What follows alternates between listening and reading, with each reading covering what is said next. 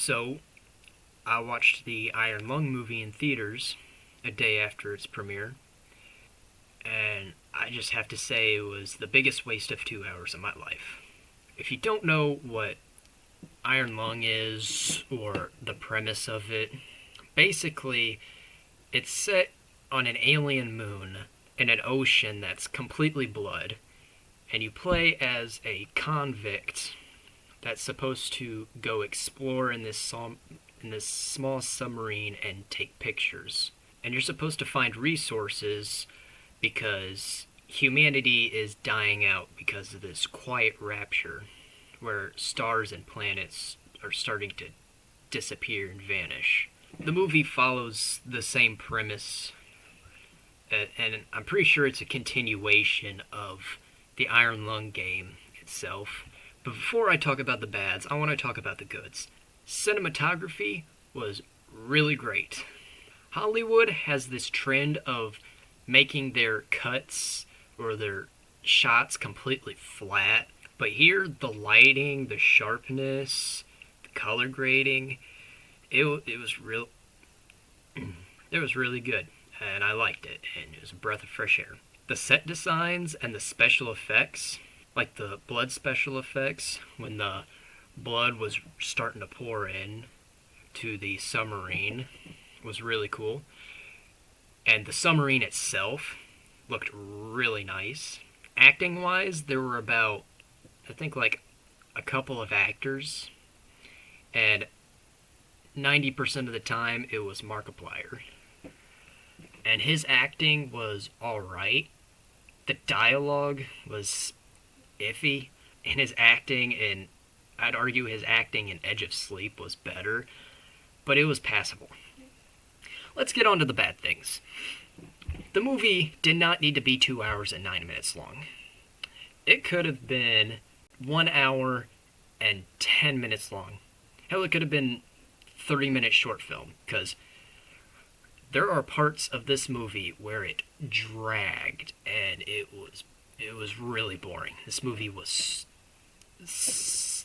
sluggish. There were points in the movie theater where I almost fell asleep. It was pretty boring. Some of that is probably because majority of it takes place in this short-sized bus submarine, and we get almost no look of the outside. And I know it's supposed to be low budget, but still. And the characters' motives, it was just... And Markiplier's character's motive was to survive and make it out.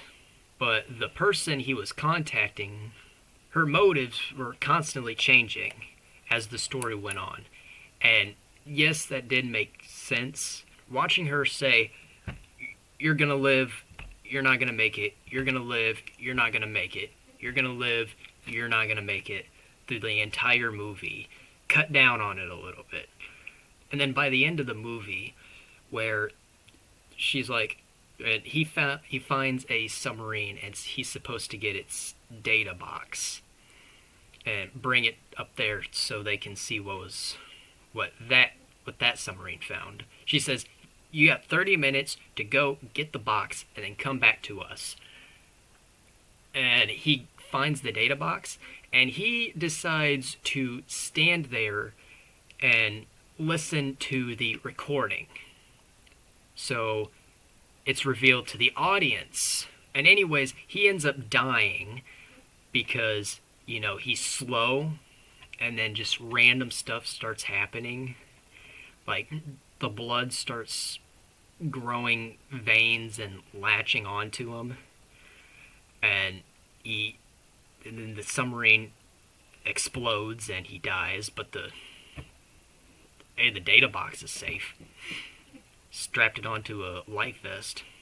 And speaking of the whole data box thing, the mystery of this movie was, and I understand that Iron Lung itself had a lot of mystery, but the only reveal in this movie was that the blood was human.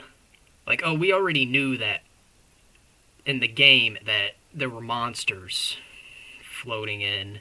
Pretty much this whole movie, it set up mystery, and then it kept setting up mystery, and then it only solved one mystery out of like dozens of them. It was exhausting. It was very boring. It's not how you're supposed to handle mystery, and you're supposed to slowly through the movie reveal stuff to the audience, not set up mystery, then just do nothing, and then boom, you get half answers. Bad beginning, bad middle, bad end.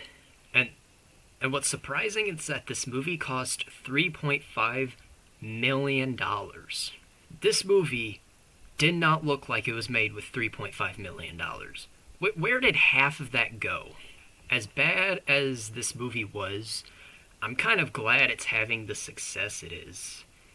And I'm really proud that Markiplier made this movie because it's a step forward to YouTubers being taken serious in the movie industry. Because Hollywood has this stigma against YouTubers, and they just don't want to work with them.